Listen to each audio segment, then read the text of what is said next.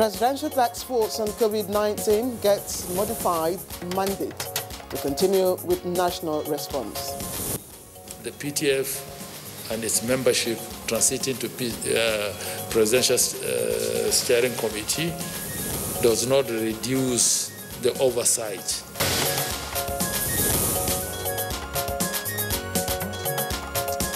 On Good Morning Nigeria today, we shall focus on the National Association of Resident Doctors strike issues in contention.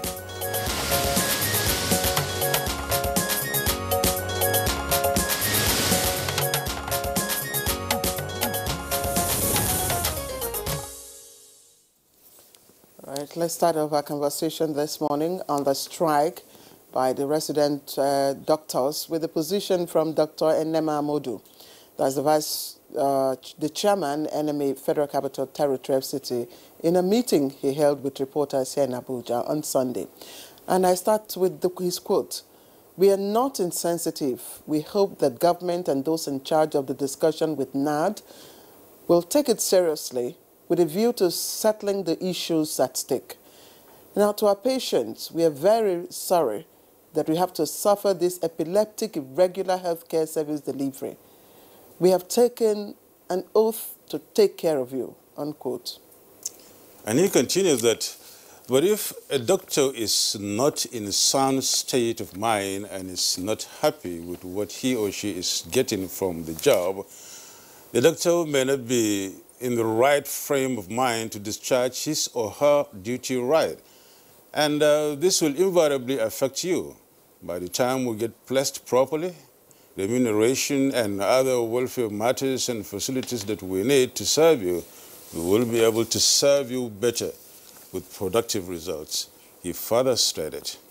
All right, so that invariably pinpoints the situation by the frontline health workers as represented by this group, that's NAD, and of course, umbrella body to forestall what could prevent bringing people proper care.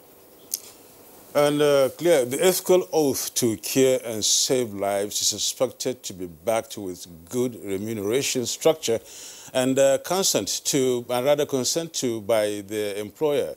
Here, the federal government in addressing gaps in its operations.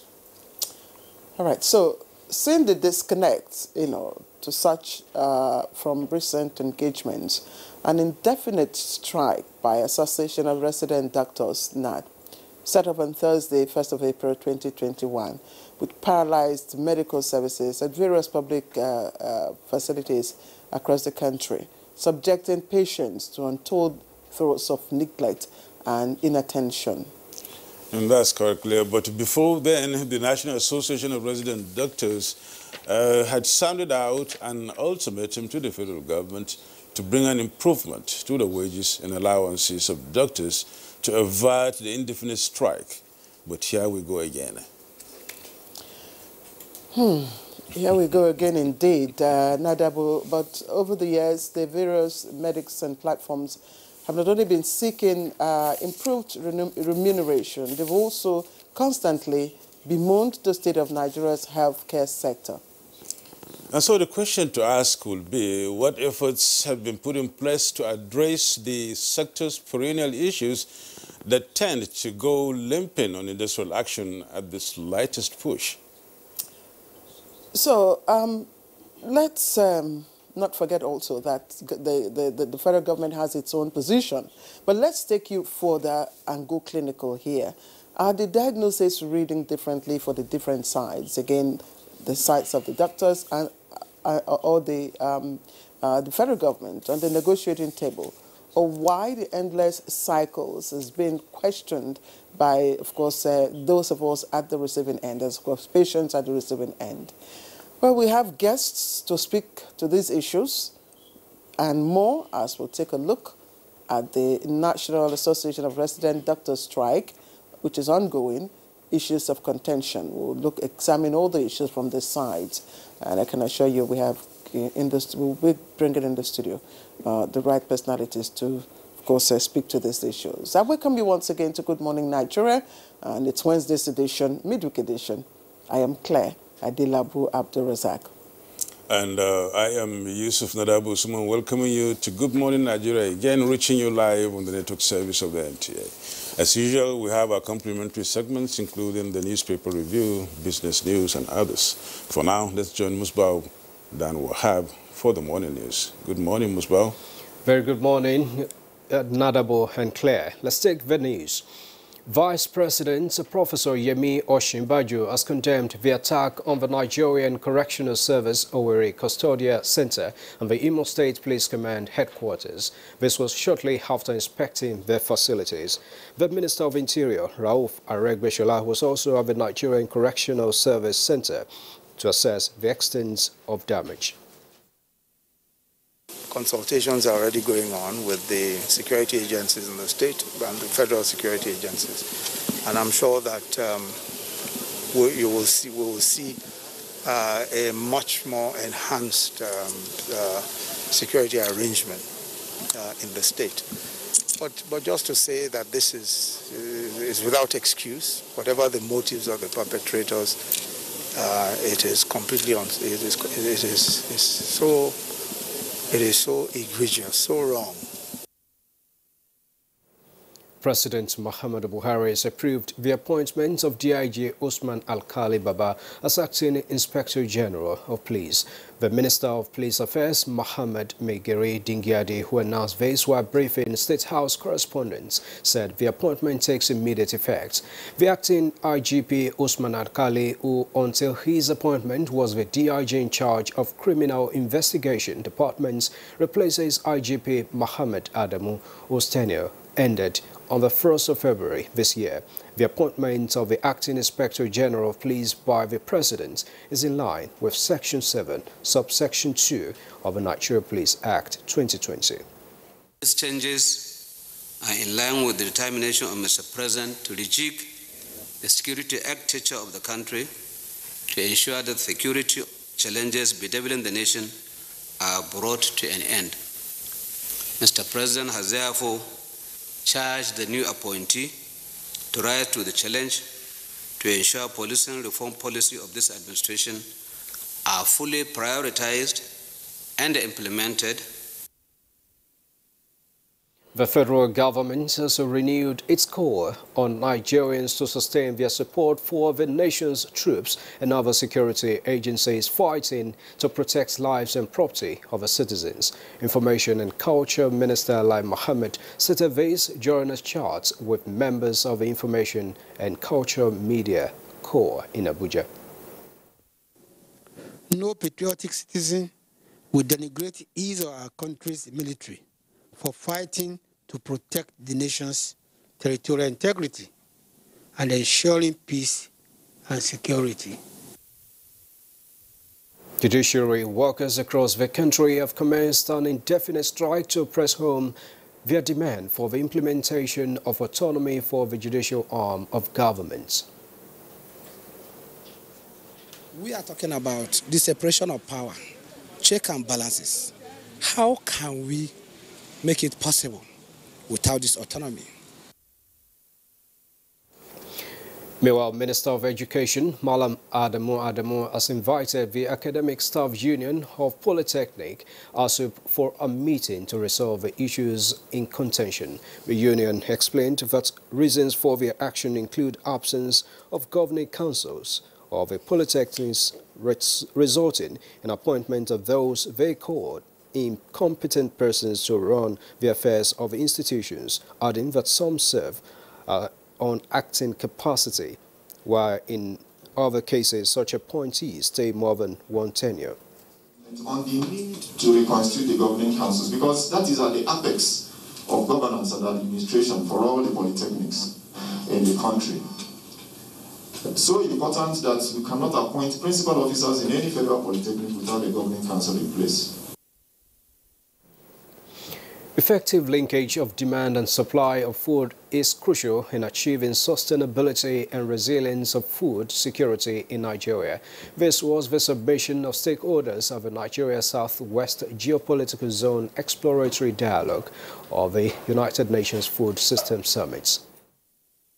It is my belief that the outcome of the exploratory dialogue and other dialogues will provide an opportunity for creating innovative solutions to address the confronting the Nigerian food system.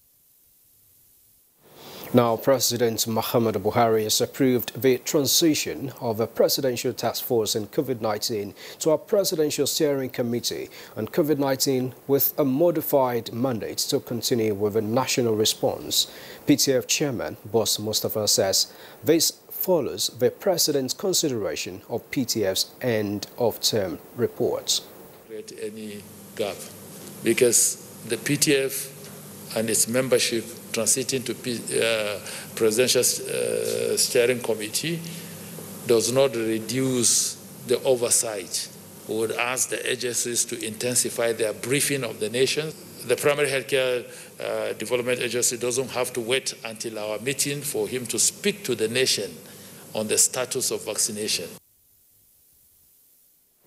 The downward trend of COVID-19 infections continues in Nigeria as the country recorded 58 new cases in the last 24 hours. Breakdown of the data reported by the Nigeria Center for Disease Control, NCDC, shows that Lagos has the highest number with 32 cases, followed by Kaduna with 5. Enugu and Kano both got 4 new cases each, while Edo, FCT and Osun are recorded 3 new cases each. Abia, Bauchi, Gombe and Rivers reported 1 new case each. Total of confirmed cases stands at 163,388, while 153,630 patients have been successfully treated and discharged. 2,058 deaths have been recorded so far. That concludes the news highlight this morning. Good morning, Nigeria. We'll continue in just a moment with Claire and Nadabo after this break.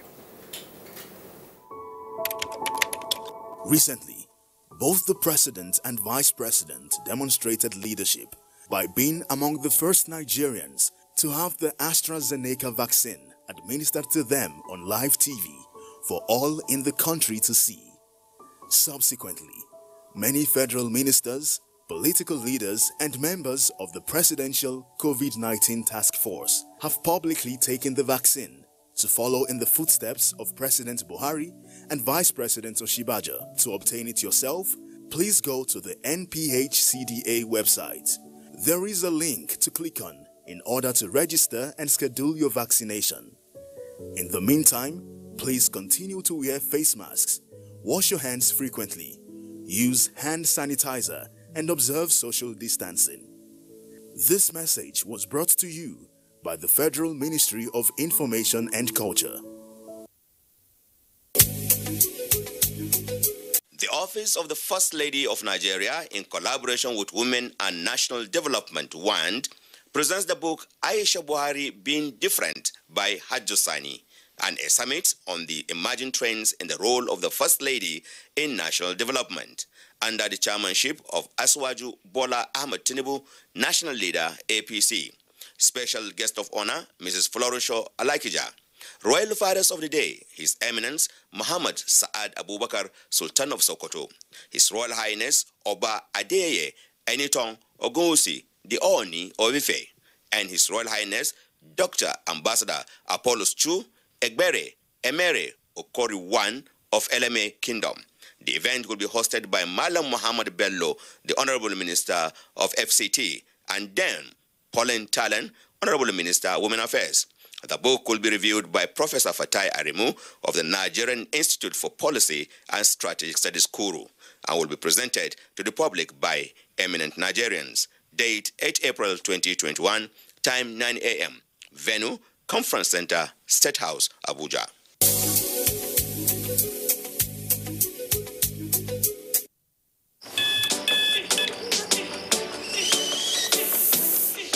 You don't wait for life.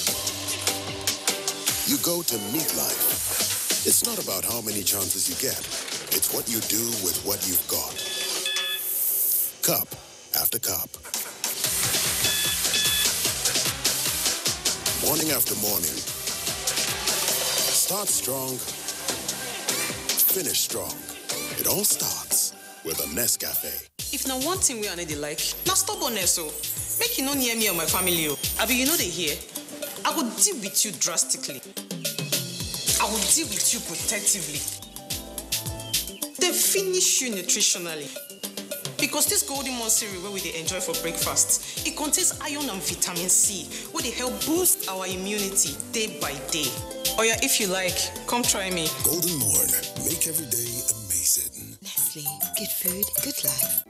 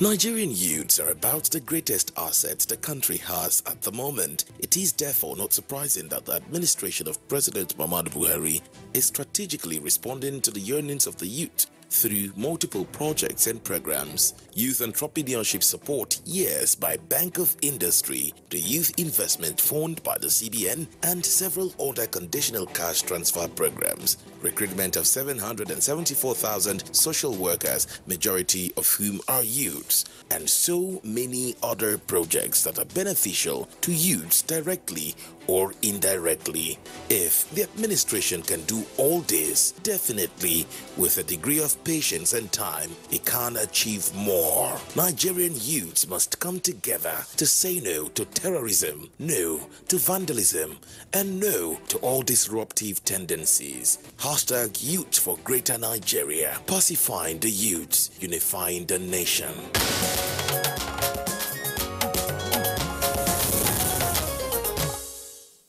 All right, welcome back. It's time now to join Bayo Atoyebe for newspaper review, but just in a moment.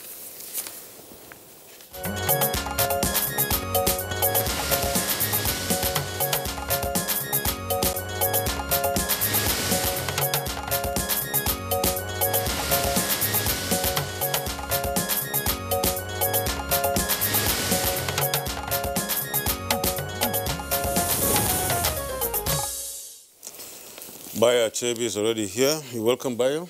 Thank you, Yusuf Nadawu. Good morning. Good morning, Claire. Good morning, Good Bayo. morning, Nigeria. Good to see you. Good to see you. Thank you. Let's get started with the Punch. See what's up there. On the Punch newspaper today, the front page, we have story just above the masthead. NNPC targets 18-month completion, signs $1.5 billion for Taku refinery repair contract. Details on page 19. IMF raises Nigeria's growth forecast to 2.5%. Same on page 19. And Jonathan Mbauchi recalls AIDS deserted him after poor loss. Get details of that on page 10. Down below on the front page of the Punch, we have stakeholders demand renewed onslaught against criminals. Baba replaces Adamu as IGP on page 11. Kaduna killings continue. 8 dead, 4 church members abducted, and 100 million naira demanded. Get details of that on page 7. Poly lecturers vow to continue strike despite meeting federal government on page 8.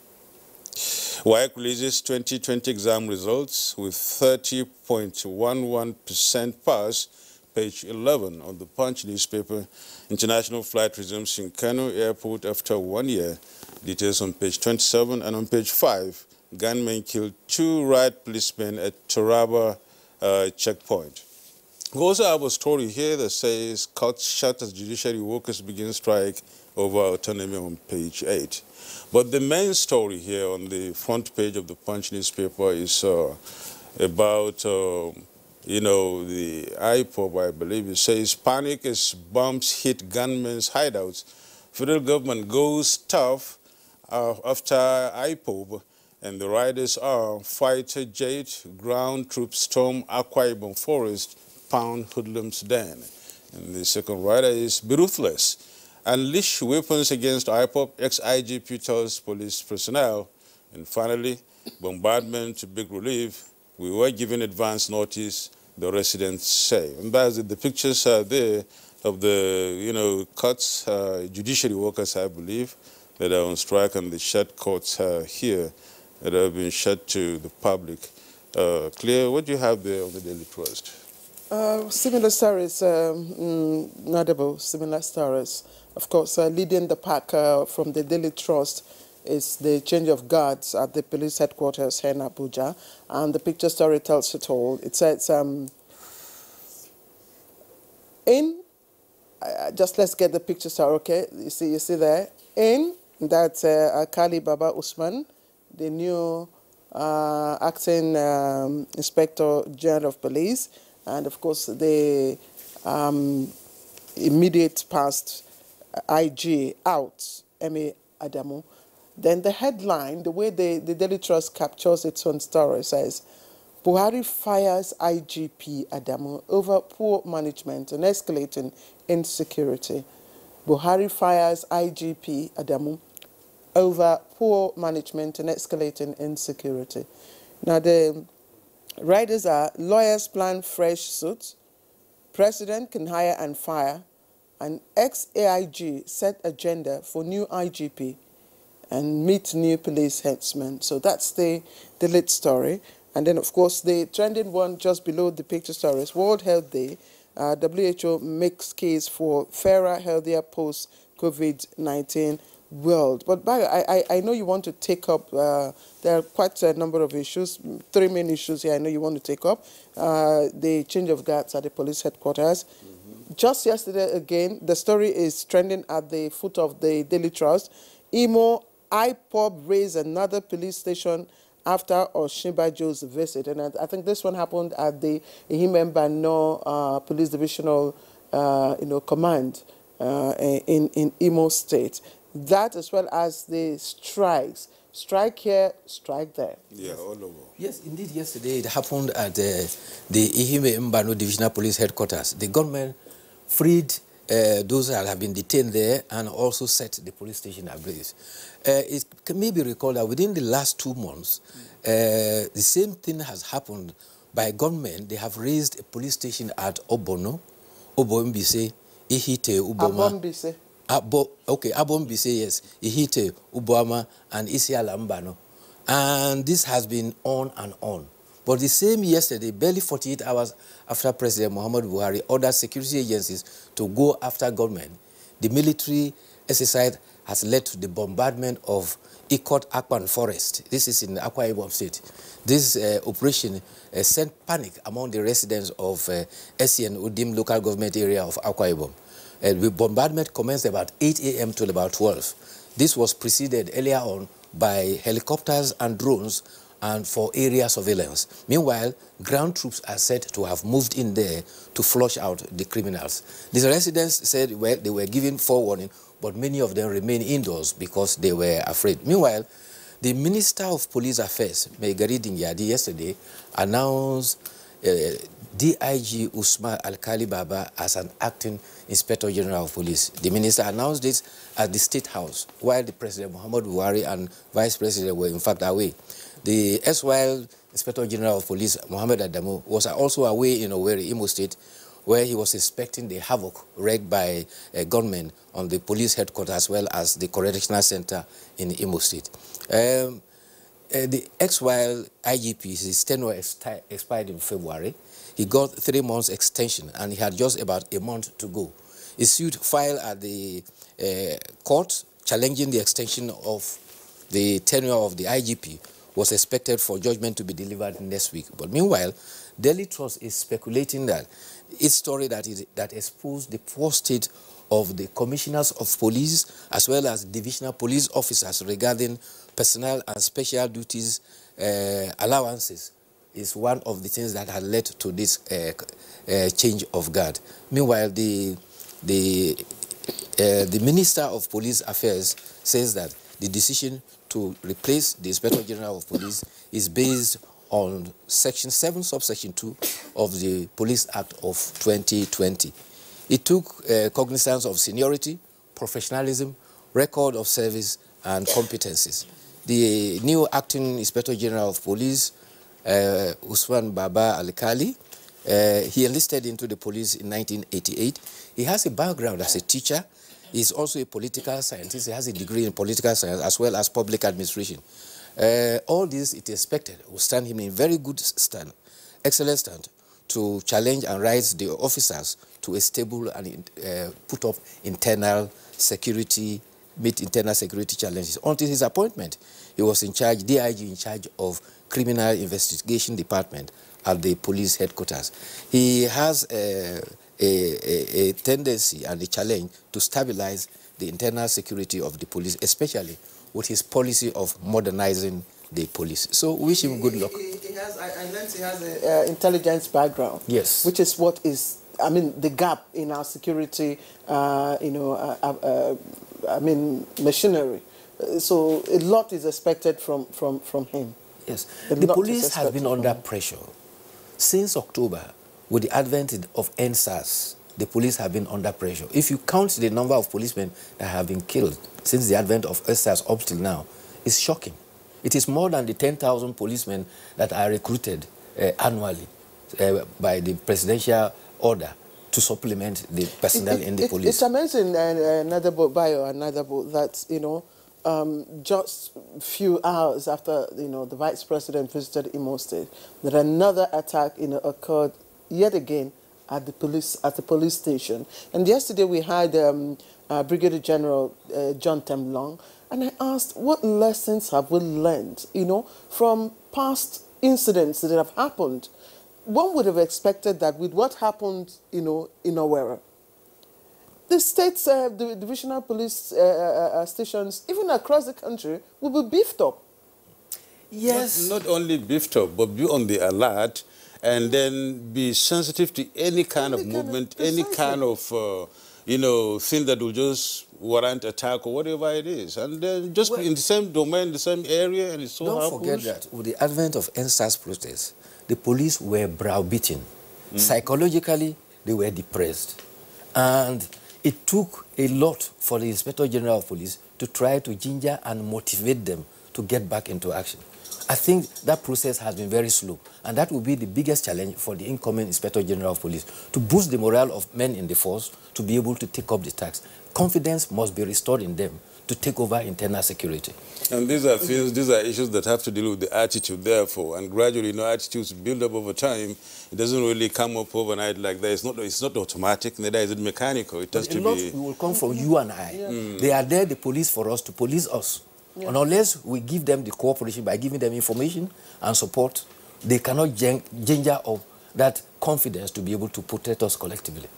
Baya, I would also like you to speak to, the way we cast our headlines also matters and gives, people, the platform to read meanings into probably what is not.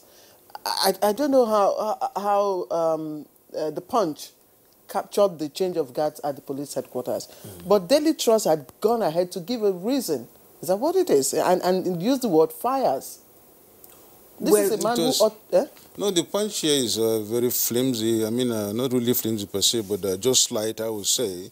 Says stakeholders demand renewed onslaught against criminals. Baba replaces Adamu. As simple as that. Baba replaces Adamu. That's precisely. But Daily Trust says Buhari fires IGP Adamu over poor management, escalating insecurity. Is it an inferred whatever? Or well, you see, a headline is supposed to be a succinct capture of the content of the report. Unfortunately, these days, journalism has degenerated to the extent that you find opinions being expressed in headlines. That is no longer journalism. You now have editorializing in headlines. Opinion. When you express opinion, you are editorializing. But when you cast a headline is supposed to capture the facts as they are, without sentiments and embellishments. I do agree. But Bayo, really, before, lest I forget, unless we really forget too, this story on the, bomb hits a gunman's hideout, federal government goes off on IPOP. It's really worth some comments there about. Talking about fighter jet, ground troops, storm, Akwa Ibom forest, pound hoodlums, and then that was the fallout. Yes. We discussed that earlier on. I mentioned that earlier on. There had been area surveillance, and don't forget, the Chief of Defense Staff had actually indicated, watch, by the time the rain season set in, a lot of the security internal challenges we have as far as security is concerned will decline, because they have given orders to take the war to the criminals, the bandits, the kidnappers, and the proscribed upward and the Boko Haram. Yeah, the Boko Haram, the one you mentioned last, that's the most important, because that's why the whole thing Everyone is important. We are all threatening to Nigerians. Looking at the escalation and then the length at which the Boko Haram thing took time, and then still continuing the havoc on communities and the government and the people. Taking the battle to them is one thing that should have been done much earlier. And even by doing this, and even taking them to the forest, fighting them there, that would be very good enough. Residents and whatever should be informed much earlier.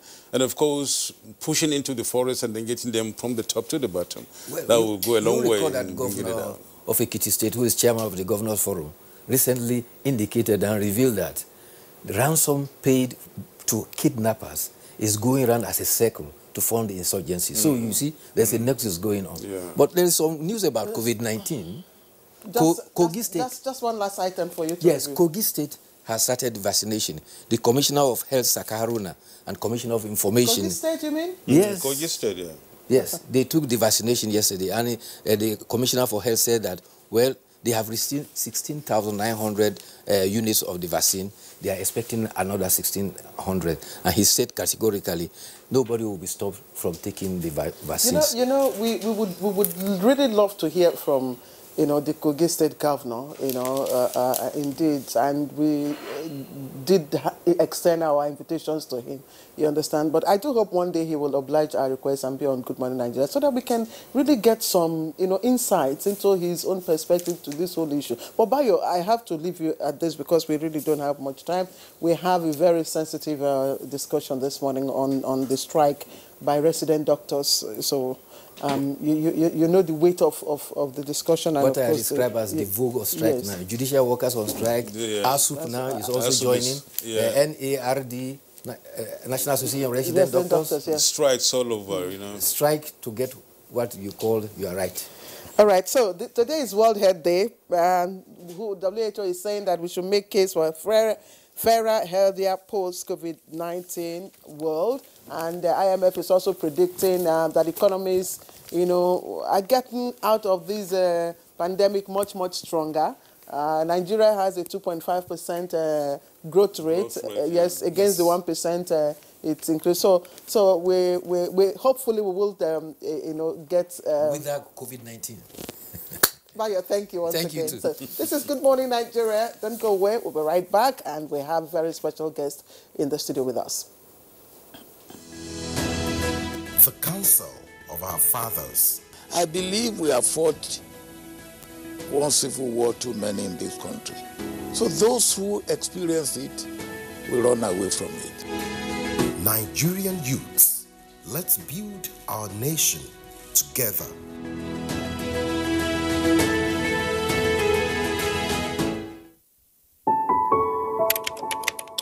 My name is Boss Mustafa, the Secretary to the Government and the Chairman of the Presidential Task Force on COVID-19.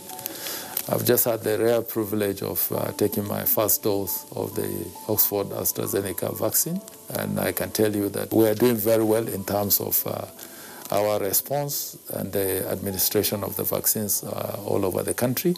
As strategic leaders, we are supposed to lead by example, and the President did precisely that on Saturday with the Vice President.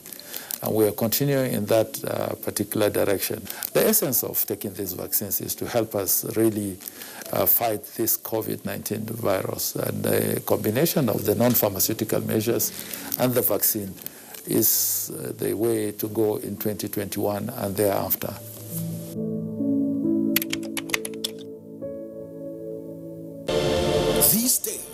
People get their news and information from more media sources than ever before.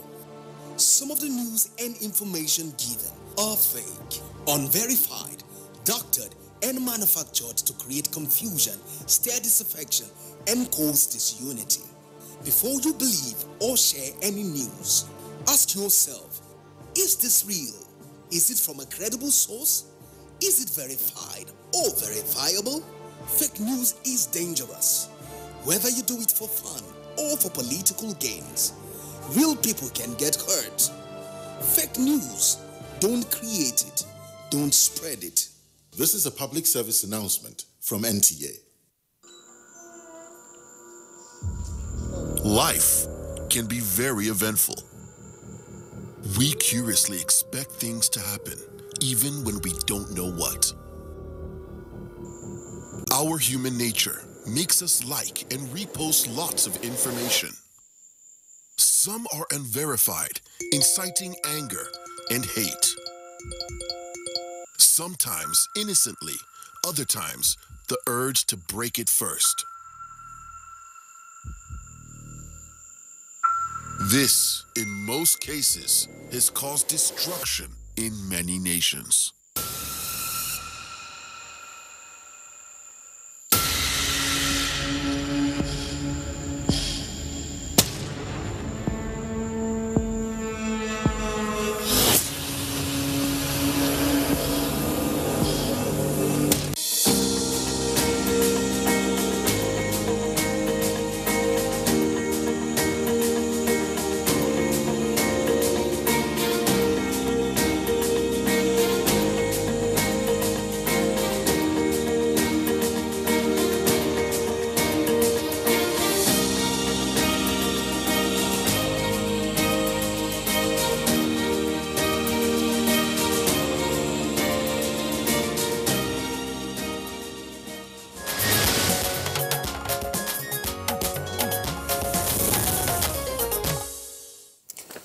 Well, to kickstart our conversation on the subject matter, National Association of Resident Doctors track issues in contention. Here are views of some Nigerians with our correspondent, Kunle Adeyeye.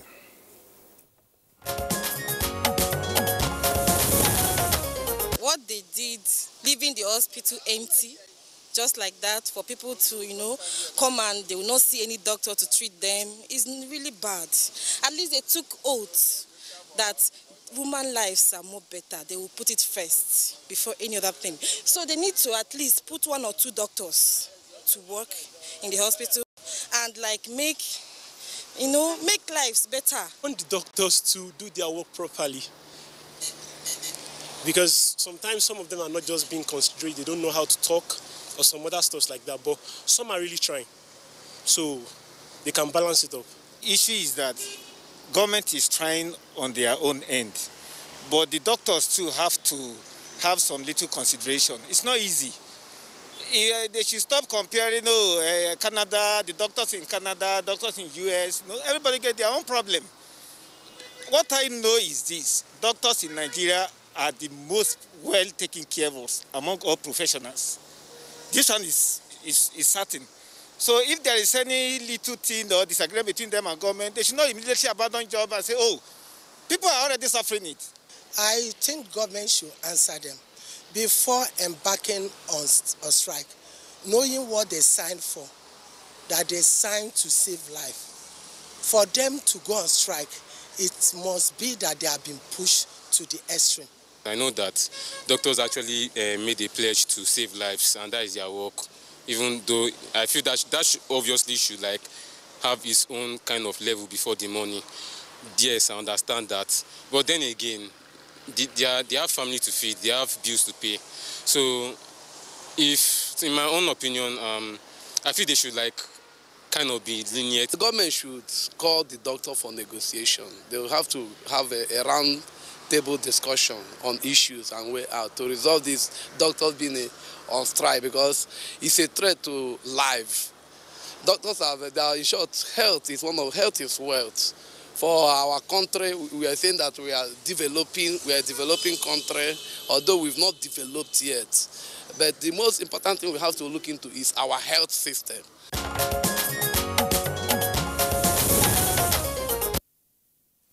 right, you've heard their views. Nigerians there expressing their own side to the story of incessant strike action, of course, from the health sector. We are ready to start our conversation. Let me quickly introduce our guest joining us right here in the studio. Minister of Labour and Employment, Dr. Chris Ngige, is right here with us. Honorable Minister, thank you very much as always for joining us. You're welcome. Thank you. Also with us here is the Honorable Minister of State for Health, Senator Alain Mamura. Always a pleasure to have you with us. Thank you very much. Thanks for inviting me. How is PTF doing? Great. You have new modified mandate now. Yes. All right. It's now Presidential Steering Committee. Okay. Yeah. All right. We also have in the studio this morning the National President, Association of Resident Doctors, Dr. Uyulawa Okuwa-Hesui. Welcome to Good Morning Nigeria. I don't know whether I've said it right. Clear your laughing. I knew you were going to fall on that. But we will leave him. Okay. Okay. Yeah. We also have Dr. Phillips Ekpe, Secretary General, Nigerian Medical Association. Welcome. Thank you very much. It's my pleasure to be here. Let's get that one cleared. The name theme, please. Pronounce it for me. No. He will do it for us. Yes, because we tried. In fact, we were schooled. We had to take lessons in trying to call his names. Not even the best of broadcasters now will be able to pronounce your name, but it will be good. I abbreviate the name. Uyi, which is the last one. The answer is it too. Yes, Uyi. Okay. Uyi. So we just keep it for short. Uyi for short. Uyi. Yes. Please go ahead then. Good morning, gentlemen. Let's get started and then see where we could get in the next 1.5 hours. The doctors are on strike, and it's a strike, that is, taking toll on the Nigerians, talking about health. We've heard what the Nigerians have said about the strike action, and that's not only to say that that's the only one so far. There are so many as we read in the newspapers and the rest of them. But the health issue, the health thing is the most important, because health, they say, is wealth. And without health, a healthy nation begets, healthy people begets a healthy nation. So, let me start from Dr. Uye. What's the burning contention? Why must you go on strike? Very much. It's quite painful that a recurring strike in the health sector have been on for over 5 years. And we have tried to appeal to government on finding ways, lasting solutions to the problems in the health sector. It's not the first time we are going on a strike, but however, the communique we wrote down have been recurring issues, starting from the health insurance, the 5,000 paid for hazard allowance, the medical resident training fund. Those are things we have discussed with government over the years. And it happens to come back again when the interns have not been paid for 4 months, or when they are paid staggered amount of money, ranging from 66,000 naira to 36,000 naira. And you ask us, why are we on strike? We're on strike because the house officers, the residents under the GiftMix platform have not been paid for 4 months. And they have loved ones, have school fees to pay, have rent to pay, and they are not able to afford it. Those are the things we're asking and the questions we are asking government. Inefficiency oath, where, like what they said earlier, is broken down into 4 parts. There's responsibility to the patients, responsibility to the society, responsibility to our colleagues, and responsibility to ourselves. If we are not sound mentally, physically, financially, and morally, I guess you don't know how we'll be able to give the best treatment to a patient, to our society, to our colleagues, and to ourselves. So we're asking for legitimate demands. Pay the house officers their remunerations. Pay the members on GiftMix their remunerations. Give us a better hazard allowance.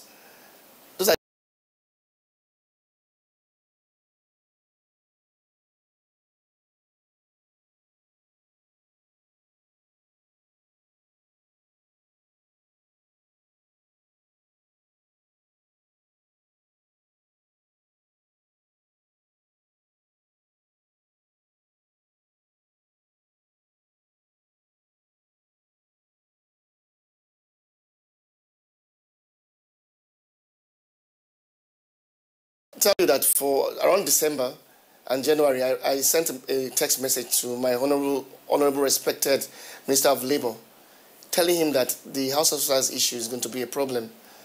I also sent a message to the Health Ministry, telling them that their interns that have not been paid for 1 month then.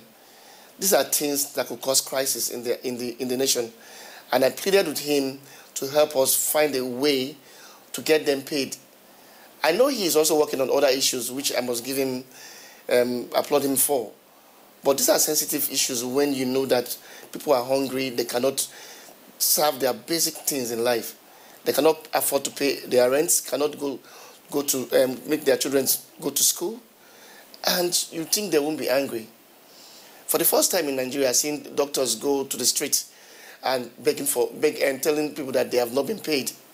We are honorable people and we should remain honorable. And these are the small questions I'm asking. How long can they stay without being paid their salaries? Thank you, Dr. Uyi. Thank you for your opening remarks. But I'd like to start from this level. I'm sure we all watched, the contributions of Nigerians in the earlier reports we played. Dr. Ekpe, I'm throwing this question to you. What exactly, do the response of our respondents, the contributions, do they resonate with the Hippocratic oath which doctors, have to sign? And at one point, do doctors expected to renege on that oath? Thank you very much. It's a pleasure being here once again. Before I answer your question, I would like to make some certain comments. Today is World Health Day, 7th of April. Building a healthier nation and building a fairer health and a healthier nation. The persons here today are colleague doctors, members of Nigerian Medical Association, who have been in Nigerian politics for years. I mean, a past governor, a past senator, a current minister of the Federal Republic of this country. The other colleague has been a commissioner of health, has been a senator, and also a minister of the Federal Republic of this country. And we are all on the same page. They're all my members. They're members of Nigerian Medical Association. They're only there temporarily. And so they understand these issues very well. The point is that NMA and doctors do not necessarily want to go on strike. It's a last resort, like it was duly mentioned. Quite a lot of times. If there are... Sorry, how do you feel listening to those Nigerians? I want to hear how you feel as a doctor, listening to Nigerians about the impact of, the locked down medical facilities. How do you feel? And then related, does it resonate with that oath? I have two questions there. You see, it's very painful to hear them say that. But you heard the NAT president clearly stated, there are two ways to look at it. How do I feel when I'm healthy, when I'm strong, when I'm not hungry? How do I feel when I'm hungry, when I can't reason, when I can't think? There are just two ways to look at it. So, yes, I understand the plight of Nigerians. I must say Nigerian. I mean, I have parents, I have relatives who need to be taken care of at health level. But, we need to come together. We need to negotiate. We need to work it out. We shouldn't allow ourselves to get to the point of strike. I don't think that NAD or NMA or even the ministers or Nigerians are jubilating that a session of the health sector is currently on strike. We are not jubilating. We are not happy. We feel the pains. But at the same time, are we going to go with empty stomach back to work? I mean, we're already here. I even expected that perhaps during the public holiday, we would have shared the public holiday, meet, discuss about this issue, and make sure that we nip it on the bud even before. Because it's a crucial issue. The most important aspect of human is health. If you're not healthy, you cannot function. So it's very, very important. So also, the doctor is human too. The doctor needs to be healthy. And it's stated clearly at the physician's oath there that the doctor needs to take care of himself. Then two is that it's not like not just sat down, jump up and said they're going on strike. I've been part of negotiations with the Honorable Minister of Labour and Employment and also the Honorable Minister of State for Health, you know, especially on issues of COVID-19 allowance, hazard allowance, and all other issues. And quite a lot of times we resolve amicably, signing a memorandum of understanding and all the rest of them. You know, they start implementation, and then that's okay. You know, we're happy and we're all going back to work. But in a short while, there is also reneging of the things that are needed to be done. So at the end of the day, it's as if we are just going front and back. I think it is time that we should try to solve this once and for all. The health of Nigerians are very, very important. Very, very important. Okay, thank you. Thank you, yes. Let's bring the Honorable Minister of Health, State for Health. Yes, to put all this into perspectives. Dr. Mamura, what are the issues? Well, once again, thank you very much for this opportunity, and I say it's not too late to say happy Easter to everyone. And I want to join my colleague to say congratulations and happy birthday to World Health Organization. You know, today marks the day that the organization came on stream. Now, you ask certain questions. How does one feel, you know, with the comments out there by the people? And the direct answer is, I don't feel good. But then, the issue is moving forward. Now, I think there are things that we need to understand. Government, on its part, has not just folded its arms as if nothing is happening. No. At every point in time, there has always been this engagement. But as we know, the process, you know, of governance itself is a slow process because of bureaucracy in the system. That's one. The COVID-19 pandemic, of course, is like something just hitting the system and diverting attention to itself. And with the tendency, you know, to leave certain things, tendency, I say, undone. Now, that is not to say that these things are not important. Now, the third thing to say is that some of the issues, they are not necessarily coming from government. Let me give you the example of the issue of payment of medical residency allowance. What did we discover? In the process of handling these issues, our colleagues, resident doctors, did the computation and took this in directly to the Ministry of Finance, only to discover that some of the people that the names were submitted were not the right people. And they were paid.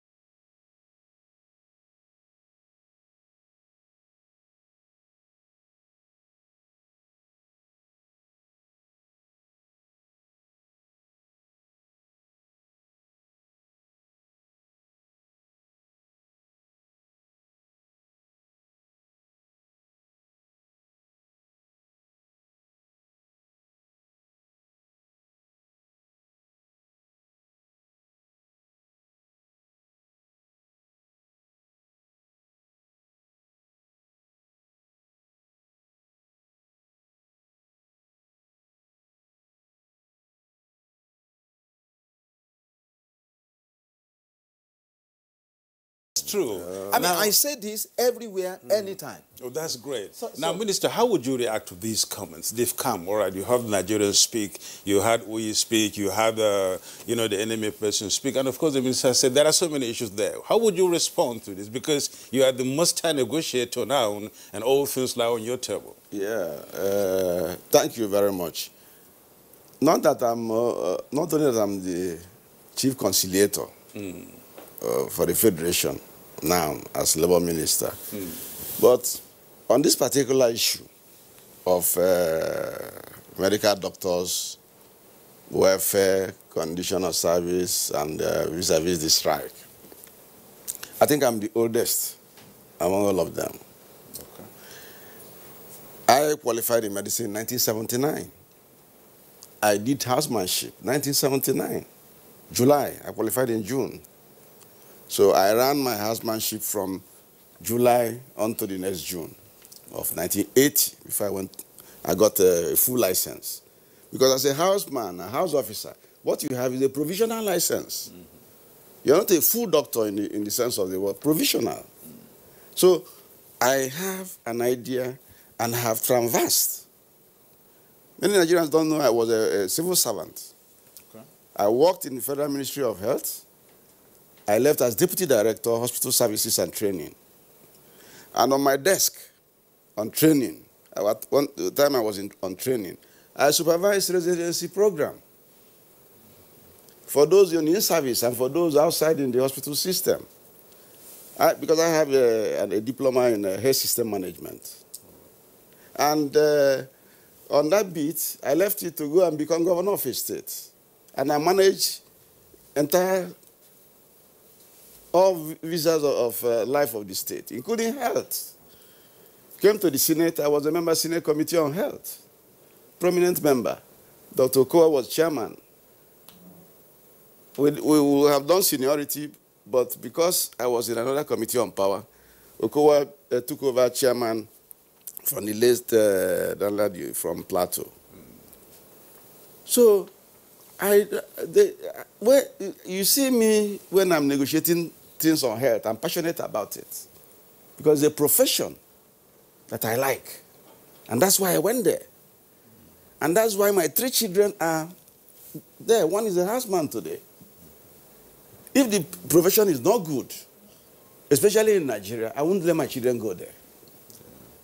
My daughter is also going to come out in the next few months. So, I don't think some of the doctors of today have the passion some of us have when we enter this profession.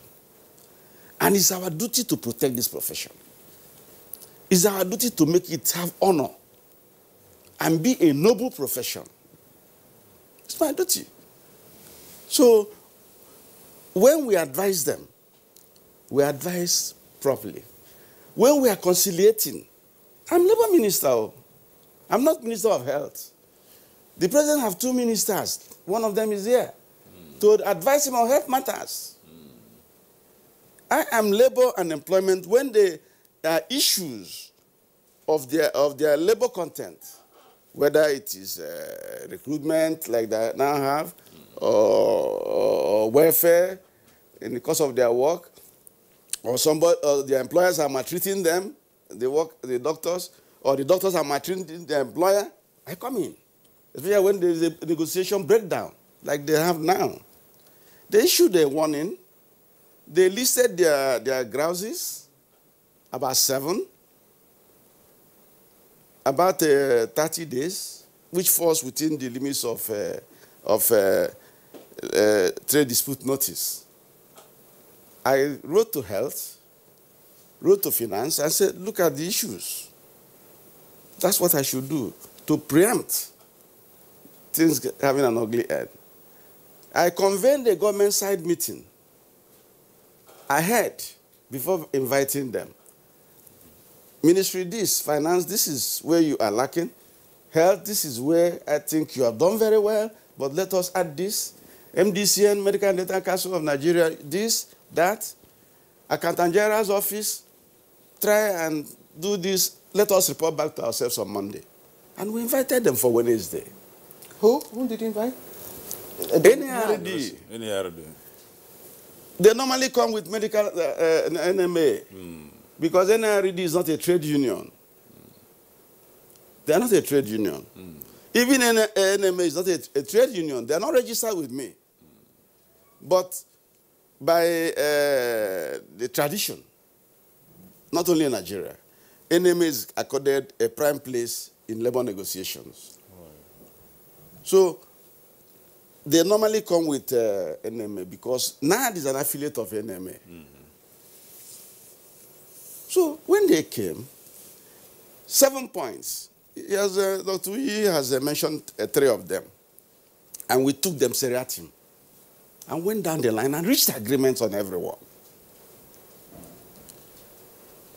Group life insurance.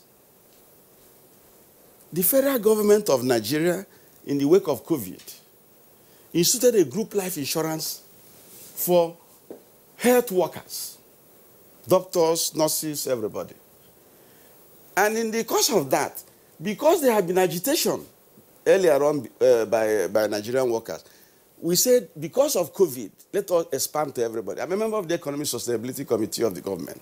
And so it was passed there. And we informed the PTF, 9.3 billion. 9.3 billion.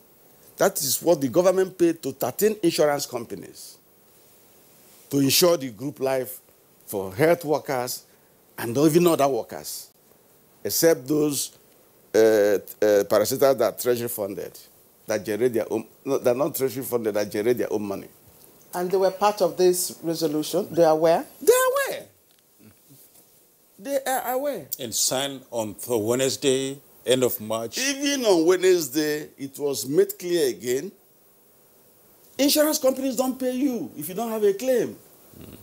If you insure your car and you have an accident, and you don't go and make a claim to the insurance company, they will keep quiet and look the other way. That is the game in their business. So insurance companies have, on prompting of the head of service, when NAD first made the comment that there are 17 of our members lost their lives, very pathetic. We don't pray for even one life to be lost in the course of duty. Forms were circulated to teaching hospitals for NAD to bring the names of kings, because it's not going to be paid to a dead man. You have to fill a form by the names of kin and swear an affidavit on it. Okay, the Honorable Minister, So I know you can... That is the first point. Yes. And it was agreed on that day. You go to the other issue, which is talking about medical residency program. Yes. There's a law.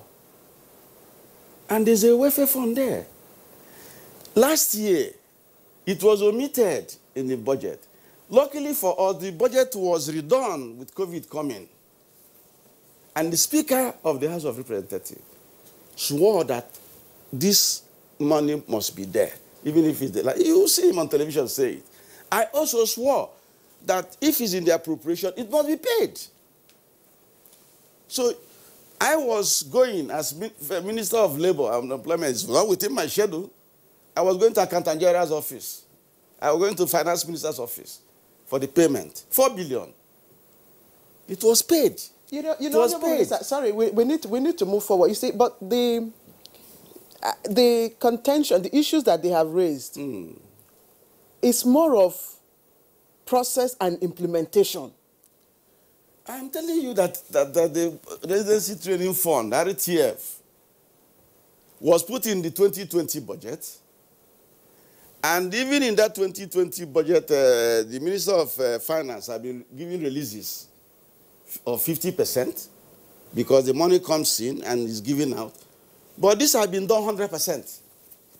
And they received the money. That's what Dr. Mamura, Honorable Mamura, Senator Mamura was saying, that in the course of their compiling names of beneficiaries, they put in names of medical officers who are not in training. They are not part of residents. And those people got the money. But this particular compilation was done by NAD and certified by them. And the Accountant General of the Federation called me and said, we have received their list, and they are here. I said, go ahead and pay them if they have certified the list.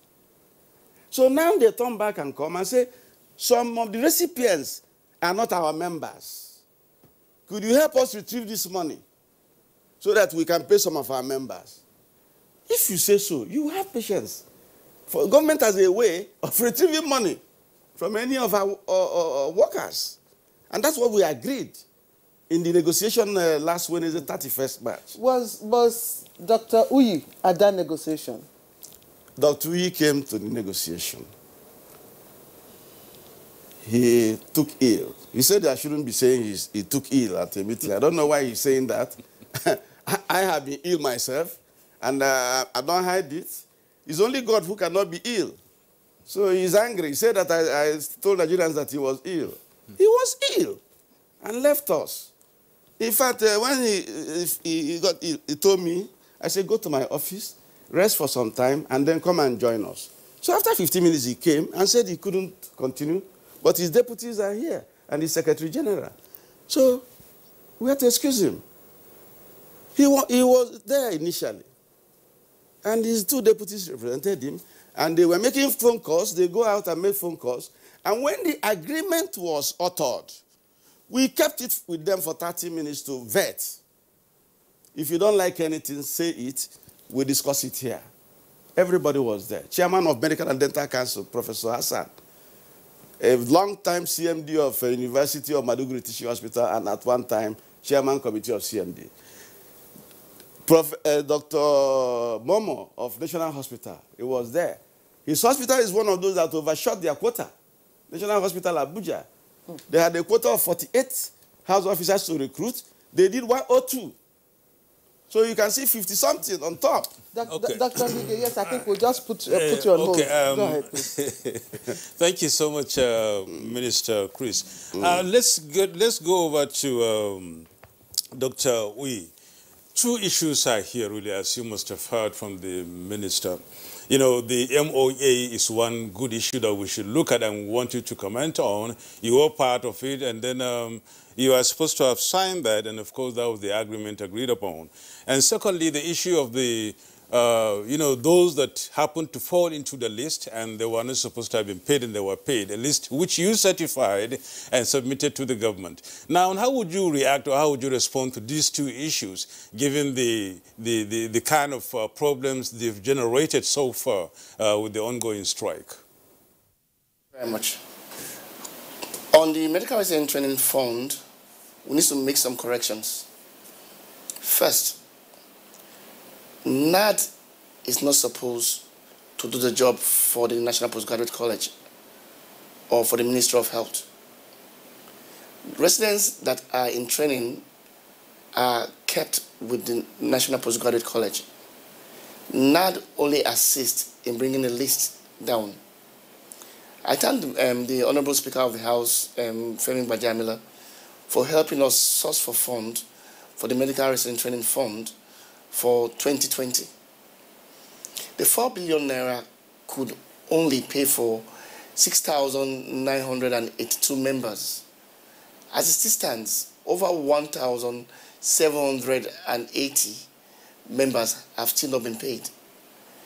As of December 2020, NAD have written to the Federal Ministry of Health, the Attorney General's Office, and the Director of IPs, telling them that 558 members were paid in error. We are a noble and professional group, and we have our honor to bear for us anytime. Members have asked the Minister of Health and the IP's office to give us an account so that those money can be retrieved. And this was written to the Minister of Health since 20th of December. As it stands, over 1,003 members have not been paid. And this Medical Resident Training Fund is for those in federal. That apart.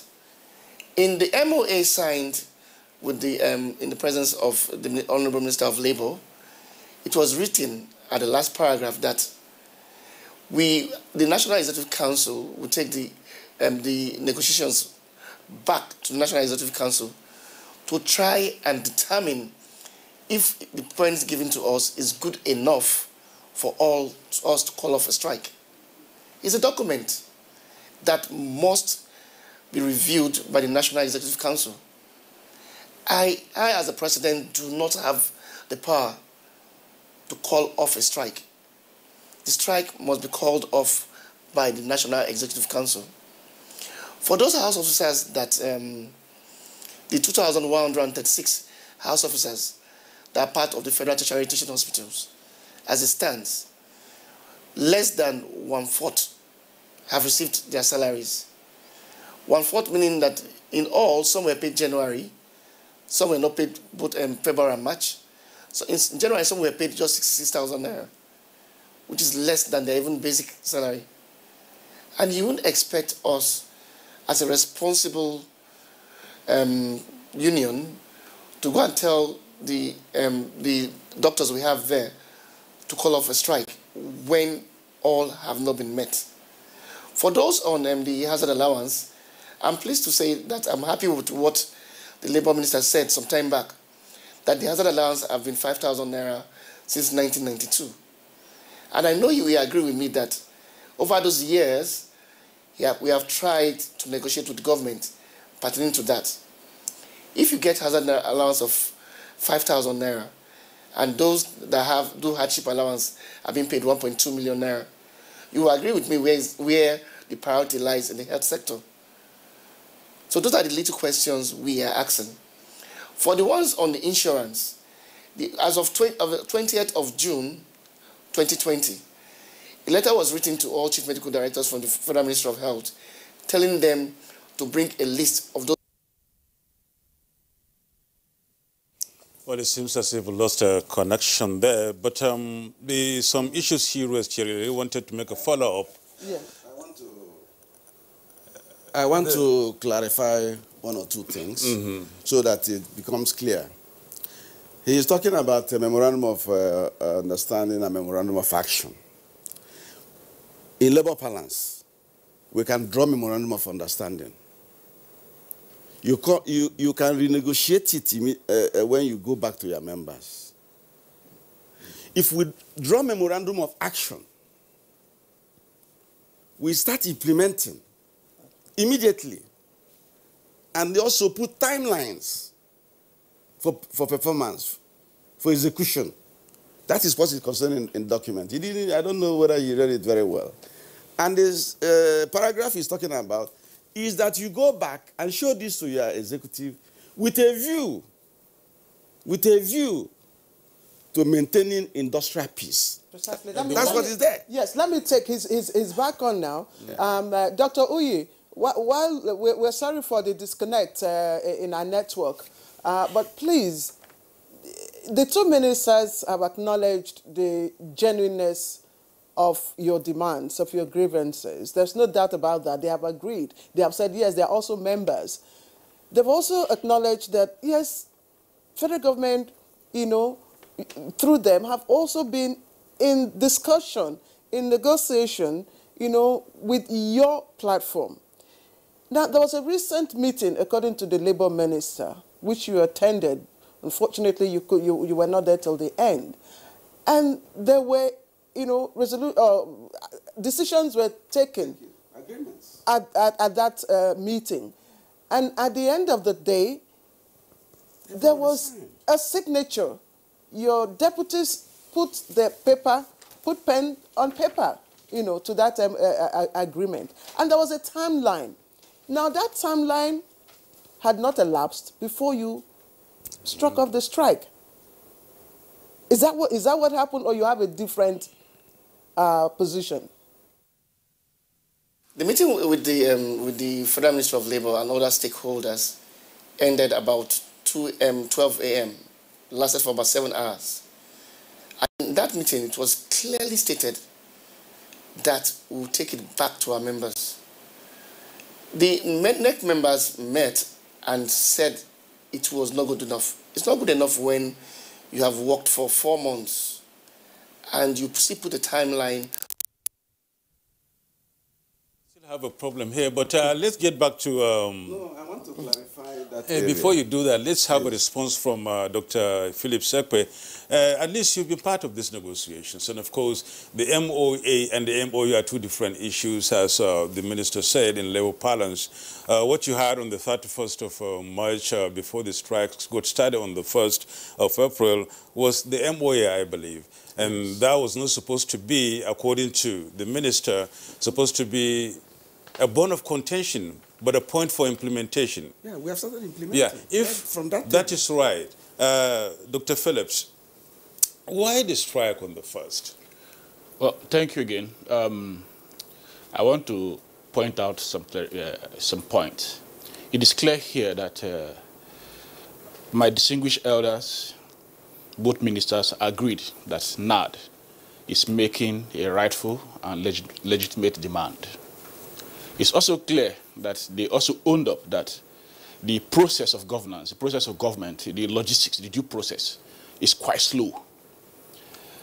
It's also obvious that quite a lot of the demands, quite some of the demands have not been met on time.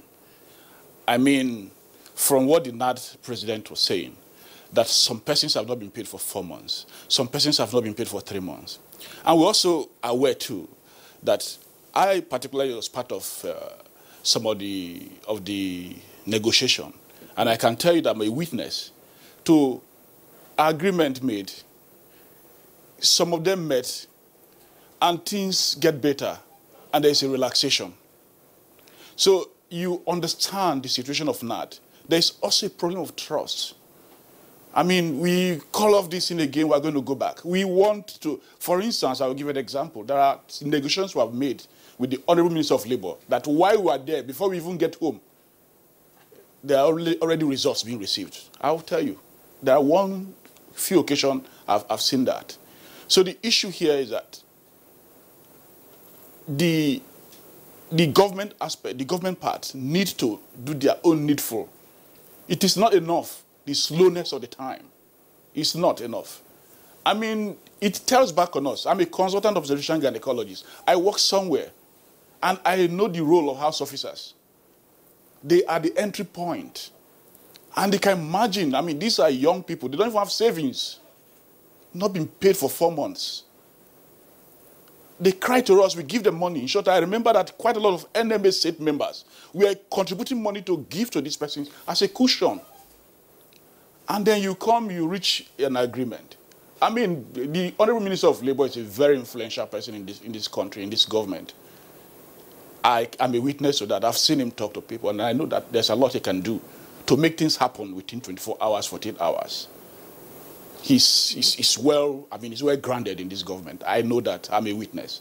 So the issue, the problem NAD is having is that we are not comfortable with signing and waiting again, because that has been done over and over before. We are not in a dictatorial, this is not a military regime. Not only that, let me just clear this point to you, yes, please, Mr. Ekpe. If it's true that the MOA was signed a day before the strike started, yes, that's why the bone of contention is. Yes. It's accepted that it's now time for implementation. 24 hours later, you go on strike. No, let me take that. You know, he asked me, sir. Sorry, sir. Let me take it. Yes. He said, okay, it was signed. Yes. It is not within his purview as NAD president to just expressly call off strike. And now he went back to his neck to have a meeting in NEC. And because of the antecedents, the NEC says, sorry, we may have to tarry a little for the money to be paid. Because of the antecedent. Market antecedent. Yeah. Thank you. Let me come in again. He said, Mamura, I'll soon get back to you, please. Mamura knows I'm on the hot seat. I'm the man everybody wants to crucify. Not even them that are their employers. I'm not their employers. I'm not employers of we'll come to that. Mamura will tell us why the gap of payment. I'm only a conciliator. And because I'm a medical person, I'm a doctor, and the passion I have, I go out of my way to go and get them certain things. I should not be going to Accountant General's office. I'm a minister. I'm a minister. I was a senator. I should not be going to NAD for their payment at Accountant General's office. Accountant General nearly collapsed when he saw me there. I walked in. I said, I won't leave here until people show me the schedule for the payment of NAD for this 4 billion that we brought from National Assembly. Yes, I do that. He knows, he sitting here, Dr. the secretary, yes. He participated in one of the negotiations. He knows that what is being recycled as one of the demands are things that are already being treated. For instance? For instance, hazard allowance. Let me go there. The hazard allowance for medical doctors came on board in 1991, under Circular 1 of 1991. There were 3 of us that wrote that circular. I was on bid there as deputy director. Dr. Awe, Dr. Urubibi, and the lady, Dr. Top, and myself. The director constituted us into a committee on this because the minister then was waiting for this document. That was when your hazard came. And since then, the other medical persons agitated to get into that same 5,000. Nurses, midwives, radiologists, and people started coming into that 5,000. From that 1991, implementation started in 1992. They were coming in. The last group of people came in, I think, 2009. That was when it was reviewed for everybody to have 5,000. NMA, because they are the parent body. They abdicated their responsibility and ran away. How? Because other people have come into 5,000. They did not make any move now to ask for that allowance to be reviewed and adjusted. They are not sharing it with other people. You understand what I mean? I didn't even know it was still 5,000 until we started COVID. And when I mentioned it in the Economic Sustainability Committee, both the Minister of Finance and the Vice President said, 5,000 for somebody working in the health sector is criminal. Vice President is a lawyer. Finance Minister is an accountant. They told me, Omar, you have to do something. Please, we leave it to you. And I convened the meeting immediately in my house under COVID. And we gave them a special COVID hazard allowance that was up to 1,000% of 5,000. Some people went home for the 3 months with 600,000. That is 200,000 a month. Some 300,000. My professor friend and classmate told me that it was that COVID hazard that protected him through ASU strike. That he got 350,000 every month. Professor of OBGY. So, government paid 32 billion for 3 months. 32 billion. Dr. Mamura will tell you, what was in the COVID budget for it was 20 billion. We started paying, and we couldn't go around. And I had to make a special case. Fought in the Economic Sustainability Committee because there is no money. And Minister of Finance had to go outside the COVID budget of 500 to get another 12 billion for the payment. 32 billion. They started clapping for me. In fact, after that one and the 4 billion of, they gave me an award last December. So this is one of the yes. One of the so what I'm demands. saying is that they're talking about hazard allowance. We as government are the ones who initiated the review, and he knows too, Secretary General and his president, who is calling for my removal that I'm inefficient, even though I'm not the executor of any. Let me tell you, they know that they have sent NMA remuneration committee to discuss about the hazard allowance with me. Other professional groups also have sent. And I've now asked everybody, send in your proposals, because it will be taken at the Presidential Committee on Salaries and Wages, which the President set up. You know, so till today, as I speak, I have not seen any proposal. Sorry, Doctor, you are aware? Honorable Minister of Labour, thank you for taking time to, make these explanations. But again, I'm my concern is, why is it the Ministry of Labour? I know his role as a conciliator. Why is it him, Dr. Mamura? Is this a burden that you inherited, or is it? I don't know. Of course, that's part of it. I mean, it was inherited, but we have moved from our own end to the labor end because a kind of dispute, has been declared. So it has now moved from our own end, and happily, you see, Dr. Ngige happily, yes, happily, because he's a medical doctor. Okay. He's an expert on labor. He had worked in the ministry for so long. Yes, so he's in the best position. This is not within the purview of his ministry. This is Ministry of Health, and he's having to deal with issues that the Ministry of Health should have taken care of. I'm saying that a dispute has been declared already, so it has gone out of that point. At that point in time, it's no longer. Yeah, but must we wait for it to be declared as a dispute? Okay, but even before that, all right, Minister Mamura will come back. I mean, we'll come back to that, after the break. We'll not take your break. When we come back, we'll look at this issue, really. Yes. And most especially, the talk about MOAs and the MOUs and the rest of them, because these are supposed to be in your purview before they move forward. You're watching Good Morning Nigeria. We're reaching you live from the Nigerian Television Authority. We'll not take your break. We'll be back in a moment. Please stay with us. The counsel of our fathers. My advice to these young people is please do not take us back to those harrowing days. You probably do not know what it is. Nigerian youths, let's build our nation together.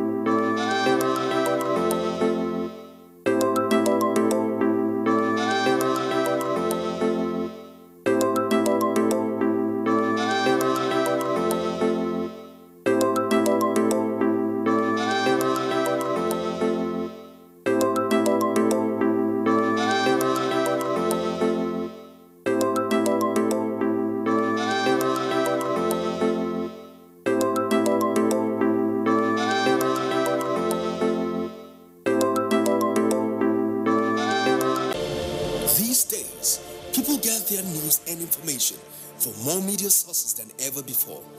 Some of the news and information given are fake, unverified, doctored, and manufactured to create confusion, stir disaffection, and cause disunity. Before you believe or share any news, ask yourself, is this real? Is it from a credible source? Is it verified or verifiable? Fake news is dangerous. Whether you do it for fun or for political gains, real people can get hurt. Fake news, don't create it, don't spread it. This is a public service announcement from NTA.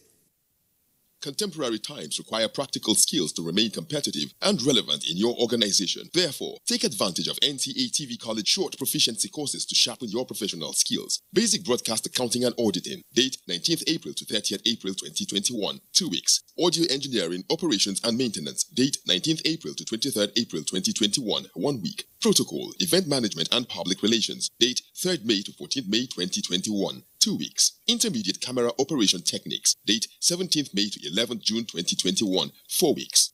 The course fee for the 4-week course is 100,000 naira per participant. The fee for the 2-week course is 80,000 naira, while the course fee for the 1-week course is 40,000 naira only. Accommodation inclusive. Venue for all the courses is the serene and secure environment of NTA TV College near Old Government House, Rayfield, Jos. For more inquiries, please call 0803-314-4383 or 0806-980-9807. NTA TV College, Jos. Training you to be the best you want to be.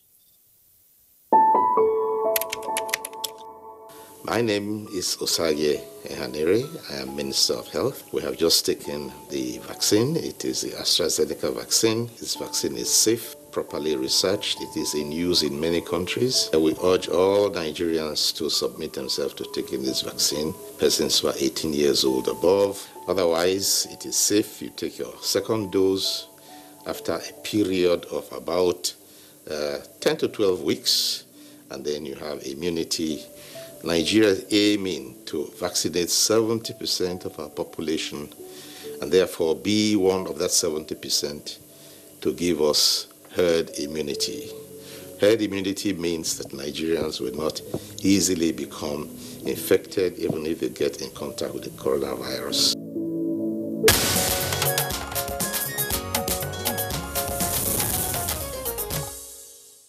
It's Good Morning Nigeria. We're reaching you from the Nigerian Television Authority, and of course, we're talking about the National Association of Resident Doctors strike, issues in contention. You must have had most of these issues, really, and we've been talking with a lot of, government officials and those at the center of this strike here. Dr. Mamura, Senator Mamura, let me put it that way, or rather, Minister Mamura, appropriately put. We were talking before we went on break, and we were discussing how the whole thing seemed to have left your ministry to the Ministry of Labor. You were even saying that it's become a dispute issue now. But the facts are still there, that all these medical facilities and the rest of them are under your purview. And of course, whatever that happens in these facilities are supposed to be part of your responsibility to check and recheck and then see how good they are and how bad they are. We don't seem to see any rationale behind this strike. If this thing was really tackled at the ministry, because the government have been doing its bit for quite a while. They've released money, payments have started, some have collected wrongly and the rest of them, but the laws to implement maybe the retrieval of this payment wrongly and some other things have not been implemented. What would you say about these reactions? Right. Thank you very much. You recall that even at the commencement of this discussion, I did say that we have a duty which we are not abdicating in any way. Now, yes, there might have been some gaps in terms, because when you say the ministry, Federal Ministry of Health, is an umbrella body. There are agencies under the ministry, there are hospitals under the ministry, and they have some relative autonomy. That's the truth. Now, when the various, like this issue of some people not being captured, maybe as house officers or whatever, these are issues with the respective hospitals that are concerned or institutes, because they are supposed to be accredited. One, the hospital must be accredited, that is to be in position to even carry out housemanship training for doctors. And then they're supposed to send some kind of returns to the ministry, which the ministry will work on. But in a situation where this thing has now been shifted to Medical and Dental Council of Nigeria, MDCN, then it's still part of the ministry. But they have their portal. That's what I mentioned, that some people, that in terms of the quota given, and that quota has been exceeded. And that has been resolved, that in spite of that, profile these people and get them paid. Yes. That's the agreement. Dr. Mamura, why is the ministry, why is it that personnel within the Ministry of Health, doctors, nurses, why is it that their issues are always very, very, predominant? I mean, you don't hear, or you rarely hear of other professionals, backing on strike. It's always the doctors, nurses, lawyers, and other professional bodies. You see, at the commencement of this engagement, you use a particular word, incessant, and that's why some of us feel bad, because that has implication. Yes. The perception of the people out there. Yes. That, oh no, this is getting too much. That is not to say that some issues are not legitimate and demand attention. But all we have always, at least, let me be more personal now, that I have always advocated a little bit of patience. We will get over it. And that's what we've been doing. You see, but don't forget again that we also have to go to the Ministry of Finance, Budget and National Planning. It's not as if everything is with us and we can just dish out. So it's a process. And I said that earlier on, government process is a bit slow.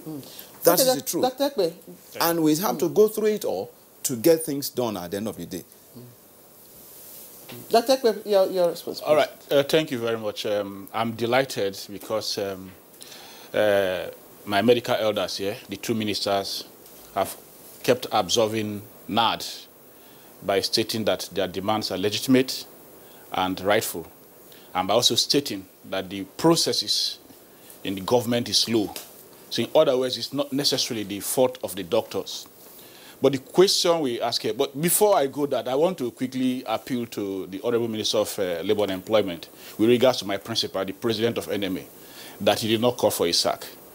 I mean, they're friends, they're very good friends. In short, they spoke a few times, I'm aware, 17 minutes, 20 minutes. They've been old friends, you know, so probably it's just a discussion. And he only said, I mean, they should be called to maybe order or they should look at it. No, he didn't say that they should be sacked. And I think the Honorable Minister will call his friend and they will talk over a bottle of drink on it. However, I want to ask a question. Must we come to the point of strike before demands are made, before demands are met?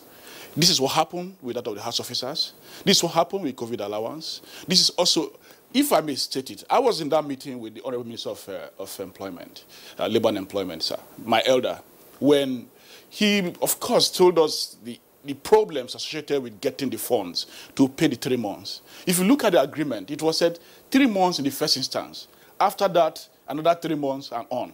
He also mentioned to us that though things are tough, but we'll be looking at it, and from there we get into a discussion of hazard allowance. That is a proper hazard allowance. By December, this was around July, because the first money was paid, I think March, April, May. Now, June, July, August, nothing. COVID was still on. We were still suffering. The doctors were still dying. Infection was still going on. September, October, November, nothing. We're not even discussing hazard allowance. I don't know if you understand, Mima, that when we have put a process in place and we agreed, we even wrote, and nothing is being done. So it is only at the point of writing and probably giving a warning strike or giving you ultimatum that everybody jumps up. At the end of the day, it is going to be difficult to achieve what you had 6 months to achieve within a month. And then we come to this particular level. If I tell you, Nama, that if they decide, okay, let's not discuss again, let us call off this strike. I believe from antecedent that we may see come back to this same level, we may see discuss here again, probably in 6 months' time.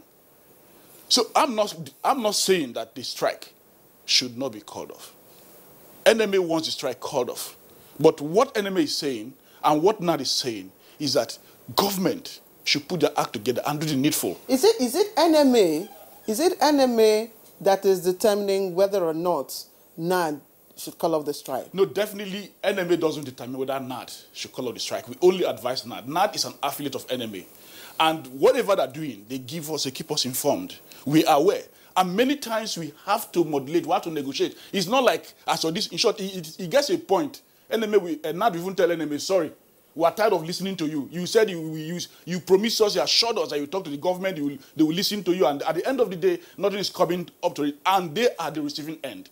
So you see, you don't blame NAD. At the same time, NMA is also tired of, I'm not saying tired, but it's not too easy. You go to negotiate, you come back, you talk to them, and at the end of the day, we don't get to the point which we all agree. And it now looks like NMA is not. It now looks like NMA is not responsible. We don't want that situation. Okay. But what we are appealing is that they should.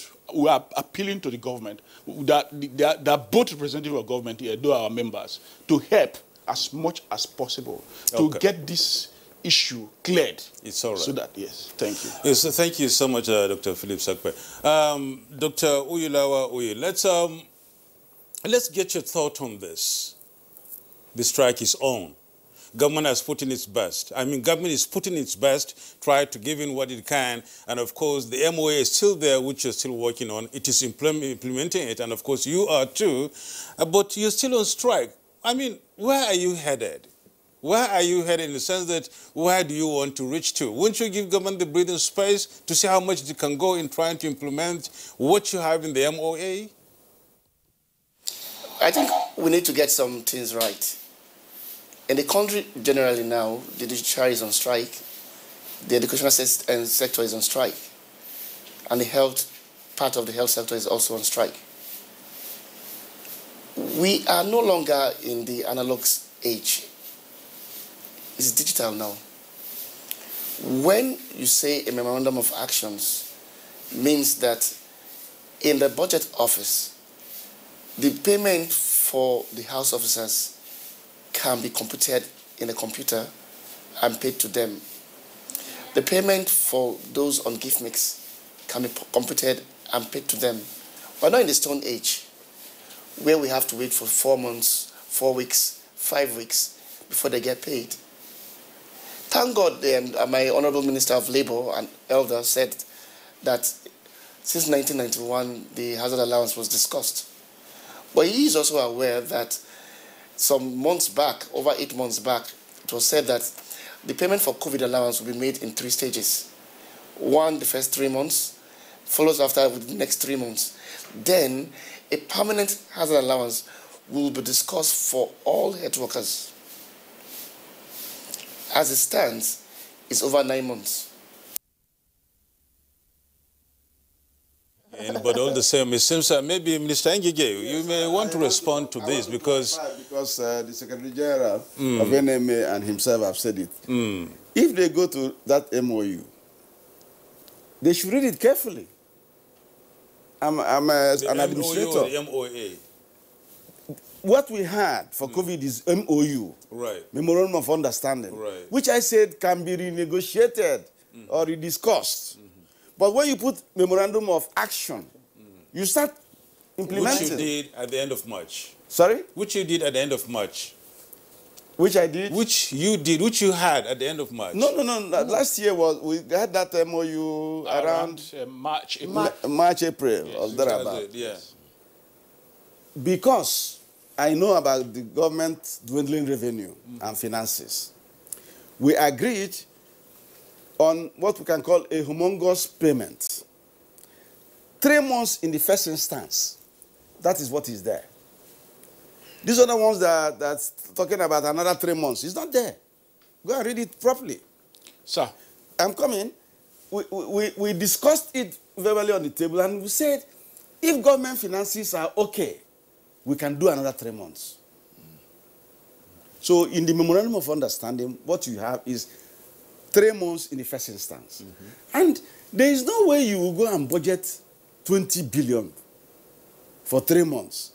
Even that 20 billion had a 10% increase on it. And by the time we paid first month, second month, the money was wiped off. Completely. And that was what is in the budget, in the appropriation. Okay. So we didn't have money to even pay for the 1.5 months that was remaining.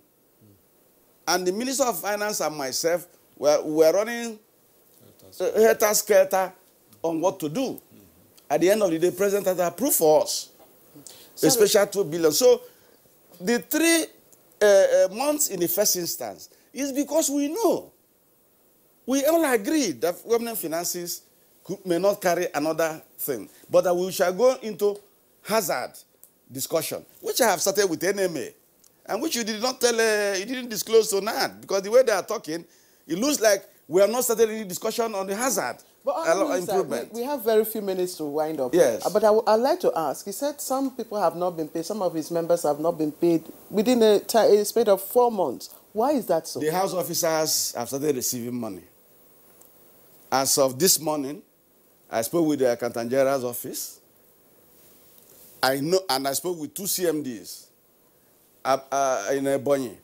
All the house officers have been paid for the 3-4 months. Okay. And do not also know, you see, when they say our members have not been paid, some of these members were recruited outside the quota given you. That's By the who? issue now. By the chief medical directors. By the hospitals. And you don't blame them because the pressure is much. Pressure in their workplace because they need a workforce. Because some people have visited. For example, in Ebonyi, their quota is 12. By NMDC standard. But they recruited 125. That's the thing now. Honorable Minister, 125. Yes, we'll take so I want to let you know, for the benefit of Nigerians, that these house officers are now being paid. Their money is going. I was owed 2-3 months as a house officer in 1979 because my documentation was wrong. So what's your what's your last message in just a sentence? My last message is that we have an MOA that is signed and is being executed. Number one, we have abolished what they call benching in training, by which two hospitals pay each other. When the other hospital doesn't get the money for subspecialty training for a resident, they will not ask the resident to pay. We abolished it. We abolished taking 15,000 out of their salaries for housing, give them their money. They negotiate with their local authorities and say how much they will pay. If they cannot pay, they go and rent somewhere outside. We have started paying the house officers, like I said now. It's part of the MOA. We have also opened the portal. We asked MDCN to open the portal, their portal. We get them days. So these executions are matters of days. Okay, so and there are some that are weeks. And that's why we agreed in the MOA that we reconvene after 4 weeks. Okay, just before the minister takes it, we'll take our last correction. No, again, let me say it. When you're on the negotiating table in labor, you don't declare strike. It's illegal. It's against the labor law. Dr. Ekpe, your last, please, in a sentence. Thank you very much. Just to correct what we know. The first instance means should the COVID, we didn't know how COVID was going to last. We all assumed that perhaps within 3 months it's over. And that is why it was first instance. Should COVID continues, we will continue to pay. It wasn't on the basis of government. That was part of that negotiation, and that is what I know. That is what I understand. That is one. Yep. Then two, well, like you said, my last statement, I just appeal to the government. It's Nigerian people are suffering. NMA are not happy that they're on strike. They will want to call off that strike. Thank God the Minister of Labour and Employment is here, who have stated clearly that action is being taken. Yeah. So probably you should call back now on the negotiation table, make it very clear the situation of things, and say, okay, fine. I'm calling you. Okay, you are going to lead them and come to call off this strike. Okay, thank you. They should do their own part. We are just waiting for them. Once it is done, let us not wait again. Let us not keep waiting for when we give ultimatum. Sorry, when we give ultimatum, let's not wait to when we give ultimatum before we say we are negotiating. Thank you. Well, I mean, mine is just an appeal to our colleagues out there that please go back to work. All that we need to do from the side of government is being done to ensure that we manage the health of our people, and that we should do everything possible not to wear that toga of incessant strike. Incessant strike. And we don't want anything that will diminish the dignity of the profession. And of course, we also need the sympathy of the people in whatever we do. Well, thank you so much, Senator Olurumembe Mamura. Well, thank you so much for being part of this program this morning. Dr. Chris Ngige, it's our pleasure. We enjoy your elucidations and explanations. Thank you. We hope, wish you all the best. We wish that. Dr. Uyulawa Uye, the National President Association of Resident Doctors, so we thank you so much for being part of this program this morning. Having me. It's our pleasure. Thank you very much. And we also apologize for that little break in the disconnect we had with Dr. Uye Machar in the discussion of this program. It's Good Morning Nigeria. Finally, we check up the sports, and that is the 20th National Sports Festival has been formally declared open in Benin City, that we all know. We now join Mahmoud Ibn Mohammed Rada for the details of what's happening in Edo.